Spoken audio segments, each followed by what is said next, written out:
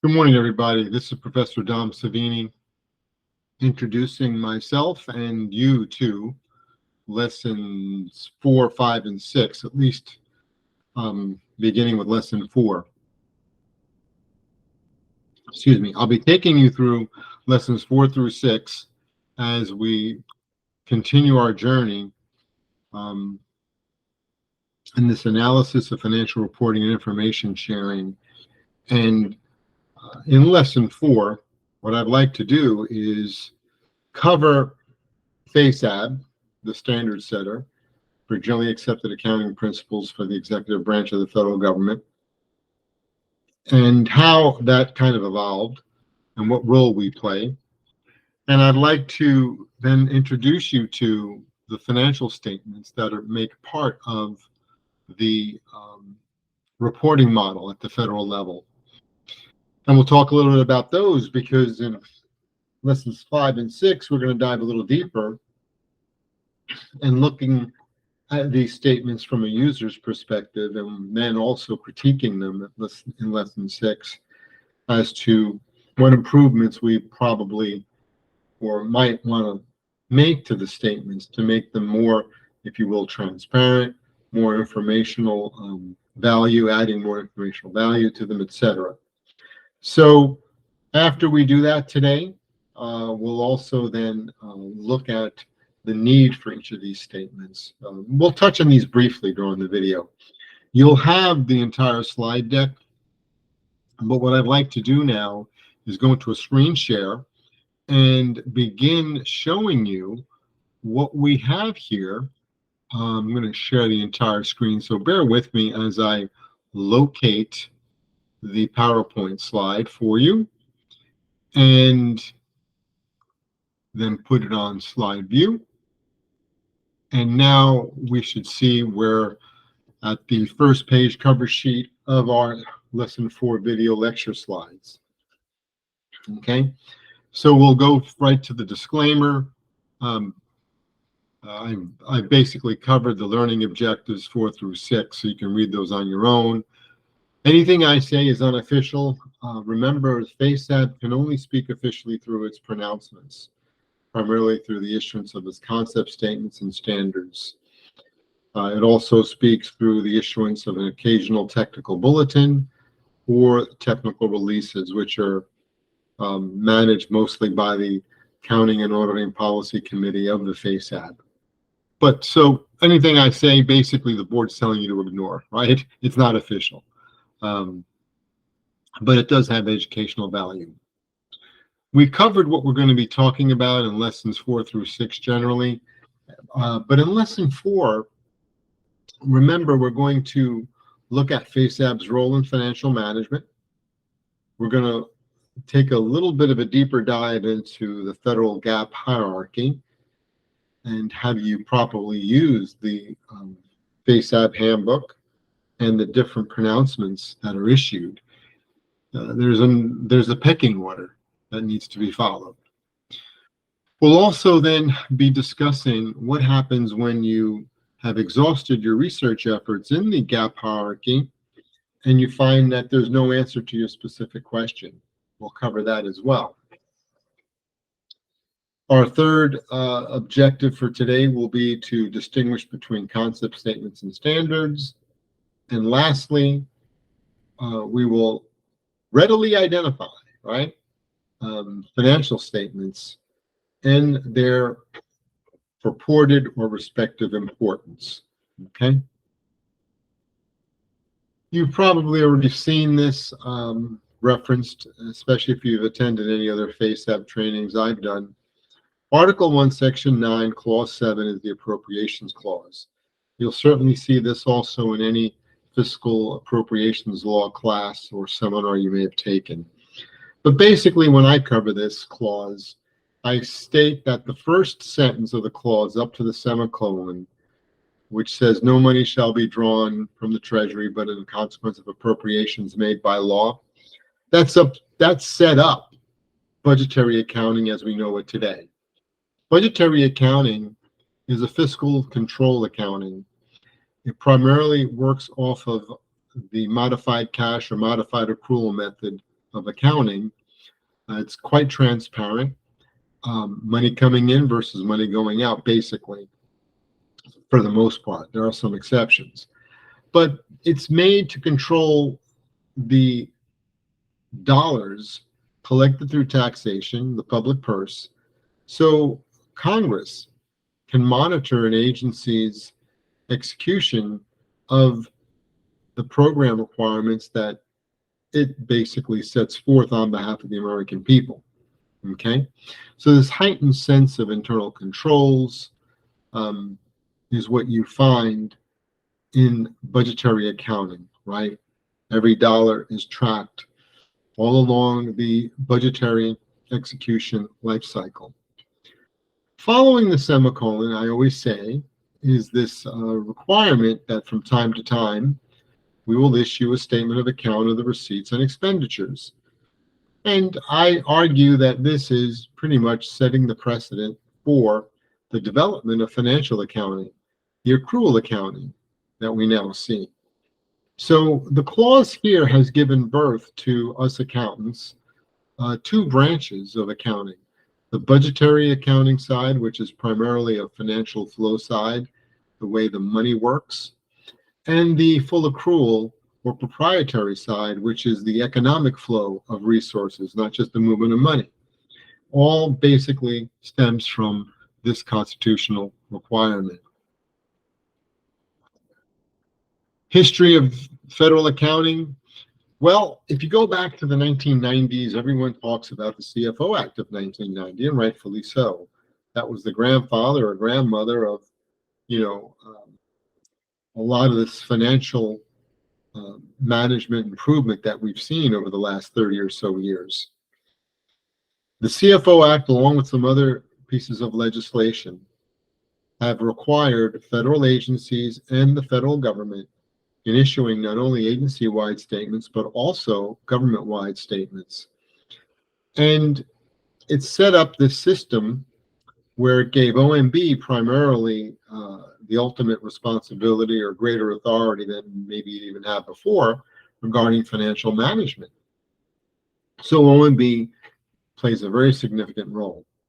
Now, prior to 1990, I won't say that the process was disjointed, but let's just say the cream cheese wasn't kind of evenly spread on the bagel, because Treasury did its financial reporting and mostly doing or following budgetary accounting rules. OMB did budgetary reporting in the sense of setting the standards or requirements through OMB Circular A11, and GAO did the accounting and the auditing. Now, that's part of the problem that existed before 1990, that GAO not only issued the accounting principles and standards, they also wrote the auditing standards and did the audit. So there was some inherent conflicts here that the three main sponsors identified, and lo and behold, they decided to strip away the accounting principles and standards from GAO and give it to FASAB. They created this independent group. And we're an independent advisory commission, and we serve at the pleasure of the sponsors, basically.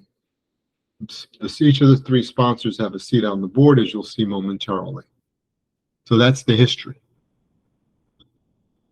Here you see the three sponsors who, of course, created FASAB through a memorandum of understanding pursuant to the CFO Act. And then under FASAB, we have this Accounting and Auditing Policy Committee that I referred to earlier that issues pan-governmental guidance to support the board's federal accounting standards that have been issued. And we'll talk a little bit more about those in the ensuing slides. FASAB, like FASB and GASB, has been identified as the Rule 203 designated standard setting body in the United States for the federal government. What does that mean? Well, it means that if you're a CPA, you must follow each respective framework if you're practicing in that industry. So if you're doing commercial audits or nonprofit audits, you're going to be following FASB guidance. If you're doing state and local government type audits, you're going to be following GASB. And naturally, if you're doing federal executive branch audits, you're going to be following FASAB rules. And if you don't, you're in violation of this Rule 203, basically, which is part of the CPA's code of conduct. You could be sanctioned, you could be debarred ultimately. So for CPAs, it's a big deal. For auditors, it's a big deal. For preparers, it's a big deal. You have to follow the appropriate gap hierarchy or wheelhouse. Otherwise, you'll run into trouble. Now, there are exceptions. We'll talk about those when we talk about the gap hierarchy coming up. Getting back to the board, it is a 9-member board. 3 of the members are the sponsors, as we mentioned earlier. The other 6 are civilian members. Our esteemed executive director, Monica Valentine, sits as a non-voting member on the board, helps to guide the board discussions and deliberations in accordance with our bylaws and charter, and she's supported by 9 of us at staff. You can learn more about us at the website listed below, and you get a brief bio for each of the board members that you see here, as well as staff. What's our primary role? Well, when the MOU set us up, it basically said a primary role is to support public accountability, transparency. Naturally, as you know, we set the accounting and the reporting objectives, primarily through the concept statements, which we'll talk about later as well. We also help to conceptually talk about what the reporting model should look like. And what does that mean? Well, what are the financial statements that should be reported on? Or how should they look? We'll be talking about those as well. We'll develop accounting standards and cost accounting standards, and naturally we support implementation as well. Now, I heard a little beep. I just want to go back and make sure we're still working. And it looks like we are. So I just want to make sure we're okay and not get timed out. So those are our primary responsibilities. We support implementation through training and outreach like we do today with you. We also respond to technical inquiries, and we issue guidance. Now, let's talk about the federal gap, the hierarchy. We have 4 levels, A, B, C, and D. Here you see listed the first 2. Level A is the highest, or the gold standard, which would be considered your FASAB statements and interpretations. Level B would be your technical bulletins. The board has never, to my knowledge, ever issued an AICPA endorsed accounting and auditing guide. They actually did away with those at least 20 years ago. So this is something that probably should be deleted when we update Standard 34, which is what you're looking at here, at least the guts of it. So the technical bulletins are basically alerts, corrections, notifications of very important items that need to be kind of at least amplified or, just brought to your attention in relation to a FASAB standard or interpretation, okay? So levels A and B are basically standard level material. Level C, a little lower on the pecking order, is guidance issued by the Accounting and Auditing Policy Committee. And although the FASAB does look at this and provides input, the heavy lifting is done by the committee, which is a pan-governmental group. So here we pretty much give you implementation guidance. The lowest level, level D, could be university textbooks, for example, peer-reviewed articles, and maybe even non-peer-reviewed articles that could be considered practices that are widely recognized or prevalent in the federal government. There must be a mention to OMB circulars and Treasury guidelines and maybe even some GAO documents that could possibly be, at least aspects of those documents or portions of them, considered level D, to be fair. But that would require some scrutiny and input, certainly from us at FASAB. Because, for example, A11, which deals with how do you prepare the budget, is budgetary accounting. And one could argue that's widely prevalent and recognized in the federal government, which it is. But since budgetary accounting doesn't really support full accrual reporting, which is what FASAB is charged with, the proprietary accounting, you would be hard pressed to say that A11 in and of itself in total is level D GAAP. However, could there be elements within level D GAAP or A11 that would make it level D? Yeah, there could be. And for example, items dealing with federal credit reform could very well be level D GAAP. Although the standards do talk about it, so you wouldn't have to go to that level. That's just an example of where you could possibly look at some ancillary documents that portions of could correspond to full accrual GAAP that would be considered level D, okay? But not at face value and not at wholesale. I like this pictorial when I put it together because it's kind of like working in your garage or working on a home improvement remodel. You want to wear your safety glasses, wear gloves, etc. when you're doing work, cutting metal, cutting wood, using electric equipment. And you want to be as cautious when you go through level A, B, C, and D GAAP. You start with the highest level and you work down, looking for a solution to your problem, okay? So you can see here that you ultimately wind up with level D if everything else above it doesn't address your concerns. Now, we do need to look at on this next slide what happens when you don't find your answer in any of the 4 levels.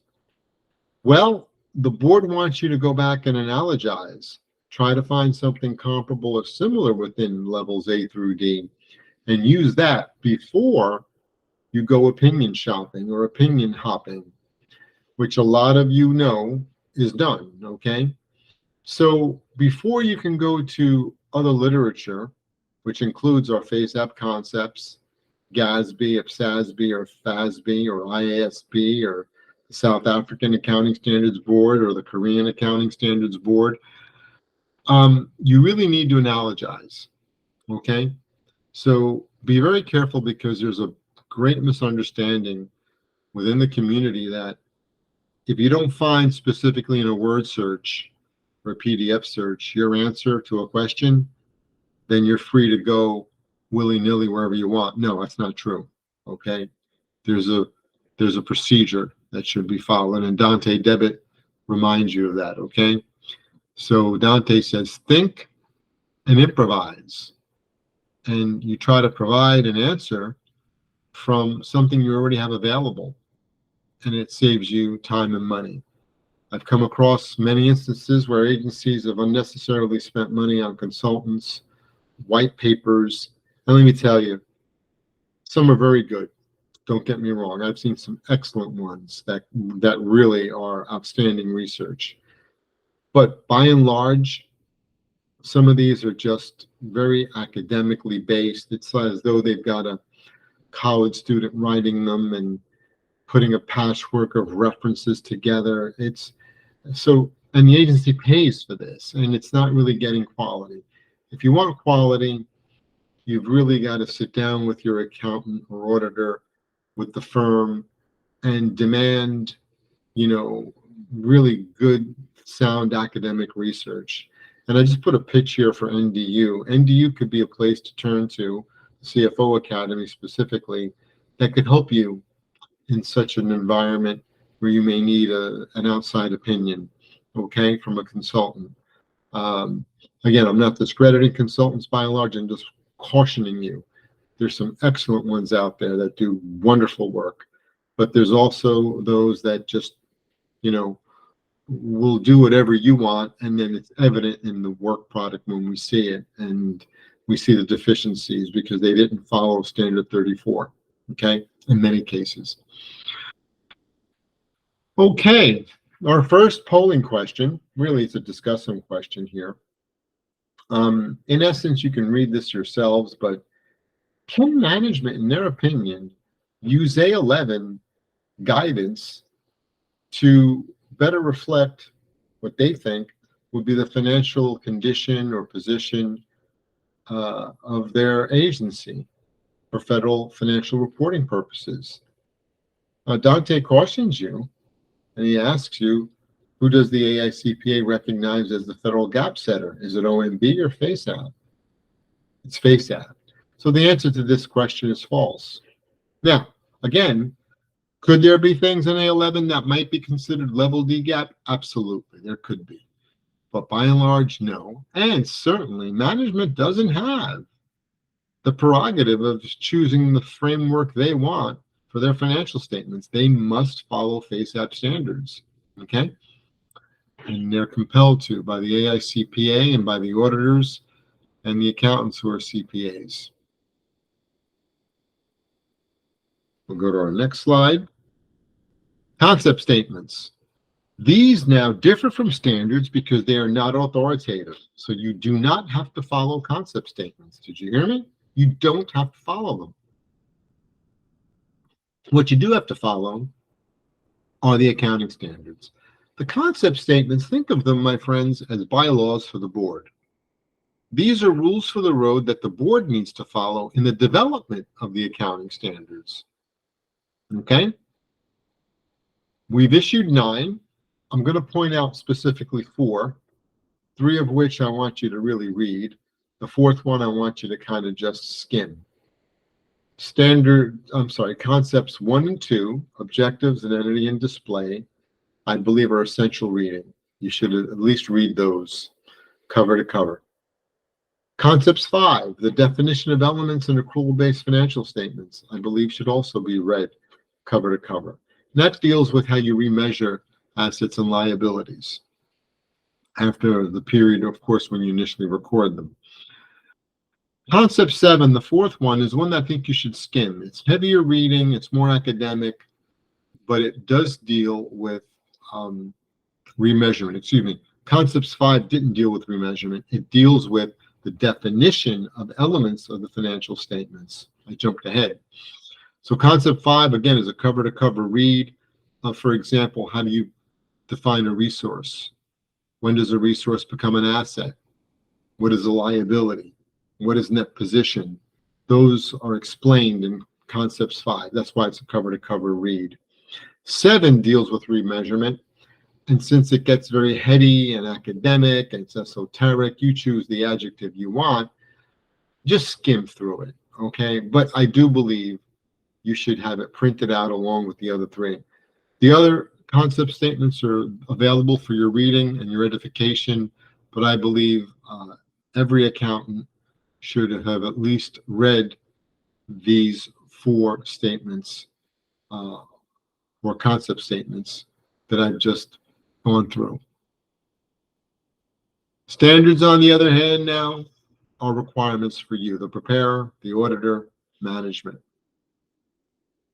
We've issued 63 standards, most recently an omnibus, amending Standard 38, Standard 49. But I've grouped these in 12 broad categories in a document I call EasyFast. It's a laminated cheat sheet, front and back, and it's listed all of our gap, A through D, and concept statements, so other literature as well, by these topical areas. So it's easier for you to navigate and to see how much literature we have regarding each of these topics, whether you're interested in assets and liabilities, or MD&A, or cost accounting, or long-term fiscal projections, or pensions. Anything I couldn't fit in the top 11, I threw into broad transactional areas, and you'll find several standards there. So at the end of the term, let me know. I'll be updating EasyFast for some of the more recent pronouncements we've issued. So if I give you one now, one I have now, it's kind of outdated. So I want to really update it before distributing them. But in any event, it's available for you, okay? All right, discussion question 2. Concept statements must always be written before accounting standards can be promulgated. True or false? You would think that concept statements come before standards, right? Because I did say they're rules for the road for the board to follow, right? But must they always come first? No. So the answer is false here. Oftentimes, concept statements arise through the issuance of standards and the deliberations of the accounting standards. So you'll find in many instances, whether it's FASAB, GASB, or FASB, that their concept statements occur concurrently with the issuance of a standard or after the fact. Okay? So just a little bit of insight.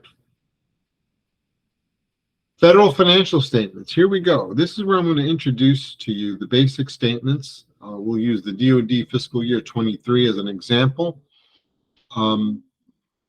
But concepts 2 on entity and display list out what they should be. Remember, these are conceptual. Your stock statement basically is your balance sheet. Flow statements consist of the statement of net cost, statement of changes in net position, and if applicable, your custodial activities. You can also have a budget statement, and not could, should, your statement of budgetary resources. Also, you can perform or provide performance measurement information. We flirted with this back and forth, and agencies at one time used to have to issue the AFR with what we call the PAR, the Performance Accountability Report.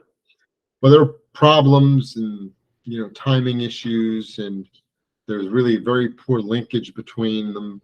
So this has kind of fallen out of flavor, or out of favor. You don't see much in the area of performance reporting today in the financial reports. But what you do see are other information, such as required supplementary information, what we call RSI, management's discussion and analysis, MD&A, and our notes. So the board set this conceptually forward, and from here, the reporting model gets built. Now, OMB owns form and content.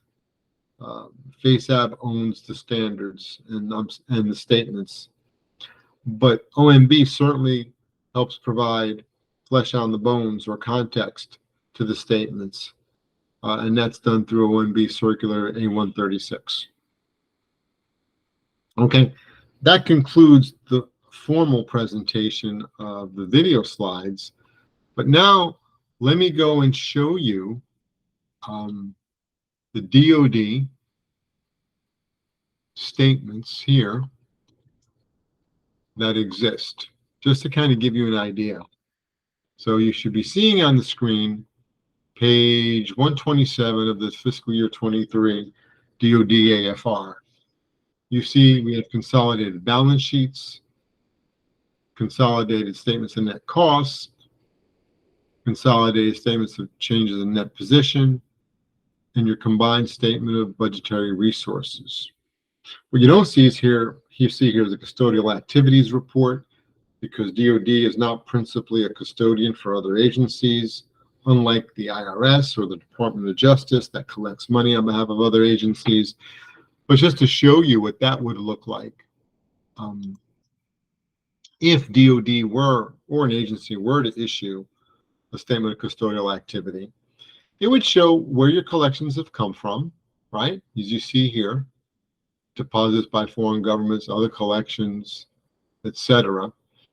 You get a total, and then the disposition of those monies. Are we still holding the money? Did we give the money out? Okay, any adjustments made? And the net amount should always be zero. And it's never included on the balance sheet because these are monies that are not allowed to be spent by the custodian or the steward, right? We're holding them, in a stewardship matter for other agencies. So that deals with the statement of custodial activities. Going back to the DoD statements, you see our balance sheet here. Total assets, 3.8 trillion versus total liabilities of 3.951 trillion. Liabilities are outrunning assets. Puts us in a negative net position, as you see on the second page. The negative net position here, total net position, happens to be 170.7 or $0.8 billion, meaning we have more liabilities than we do assets. So if DoD were to liquidate all of its assets, it would still be in the hole. It would still owe money. Okay? So this is your typical balance sheet. It's as of a specific point in time, and it shows our total assets and claims against those assets. And in our case, I'm not saying we're insolvent, but I am saying that our net position is negative. Okay? Not a very good thing, but not rare in federal government. Okay? Our next statement of net cost, is like your income statement, but here we focus, instead of on revenue, we focus on gross costs, program costs. And we show here total program costs of a little over $1 trillion, earned revenue that might come from service fees, collections of sorts, tariffs, whatever. That gets subtracted to come up with net costs. So your net cost of operations are just slightly below $1 trillion at DoD, right? If I'm reading it correctly. And so it's, I think, 1 trillion. Well, this would be 944,322.1 million. So just shy of $1 trillion. Those are the costs to run, if you will, DoD on an accrual basis. That's what this is showing.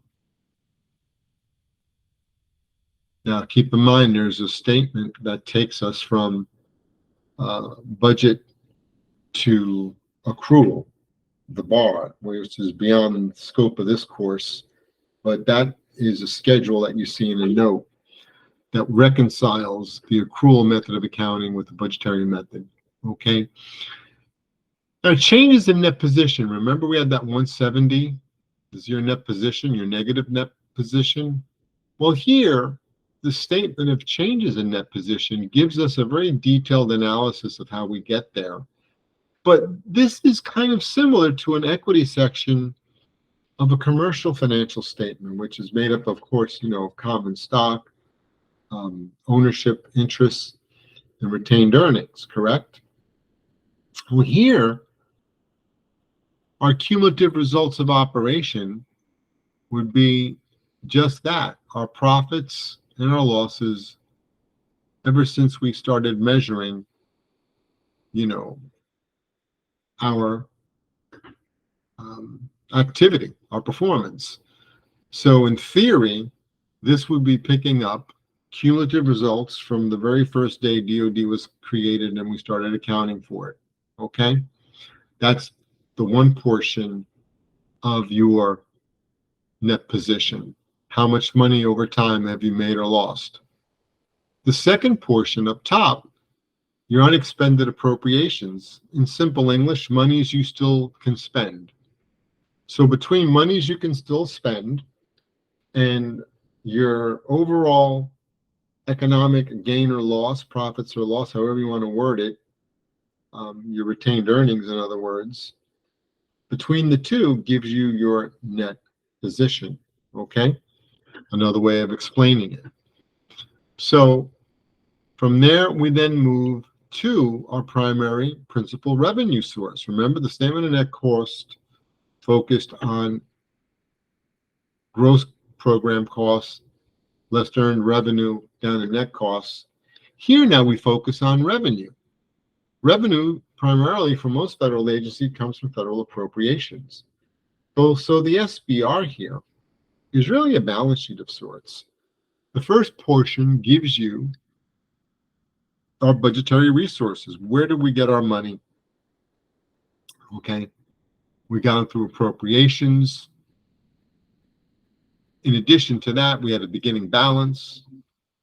We had appropriations, borrowing authority, contract authority, spending authority, gives you a total of 1.6 trillion roughly. Then what is the status of that money? How much has been obligated? How much has been expired, unexpired? And you come up with that same 1.6 billion. So this is the total, and this is the status. The third section of the SBR deals with outlays. Okay, how much we've actually spent out the door or sent out the door. So that's what the SBR shows. It's primarily a budget document, but it relates back to the net position because of this unexpended amounts kind of tie back to, and I say kind of because there's a footnote that explains the reconciliation process of how we get from the 1.6, if you will, or elements of the 1.6 to the unexpended appropriations, which you see up here. Okay? So there is linkage. It's not easy, but it's there. Okay? So that covers pretty much what the financial statements look like, my friend. So at this point, what I would have to say here is, I'll stop the screen share and let's see. I think I've stopped it. So what we have here is an introduction into lesson 4 for you. Also a primer, if you will, for lessons 5 and 6. So I hope this is informational, informative, and gives you some better insight into FASAB, GAAP, the principal players, what they do, and what these financial statements look like, and what they're supposed to help users with. And we're going to get into them a little bit more in lessons 5 and 6. Okay, so until then, have a great day. And if you have any questions, let Dr. Potter know, and she'll let me know. Thanks, and I'll get an answer to you. Take care. Bye-bye.